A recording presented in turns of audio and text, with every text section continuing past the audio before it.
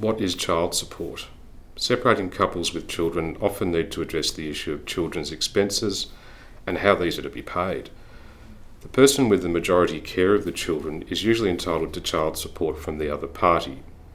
So how do you resolve the issues of children's expenses? This can be done by way of an informal agreement, by a formal agreement called a child support agreement, or you can make an application to the Child Support Agency. Child support is based on the incomes of both parties, the number of children, the age of the children, and each parent's level of care. The Child Support Agency applies a mathematical formula to arrive at what the non-custodial parent would be required to pay by way of child support. A private child support agreement is a formal contract.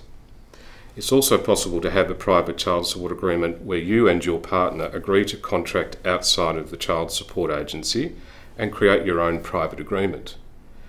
There are two types of private agreement. One is a limited child support agreement, which effectively lasts for 3 years. With a limited child support agreement, the amount payable pursuant to the agreement must be at least equal to the assessed liability via the Child Support Agency. The second type of child support agreement is a binding child support agreement. This agreement allows for the parties to come to their own arrangements and they can ignore any assessed liability made by the Child Support Agency.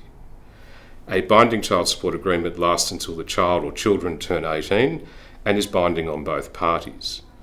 We often use binding child support agreements to cover extra costs of the children, such as private school fees, health insurance, and any specific or special sporting activities that may cost more than the assessed liability through the Child Support Agency.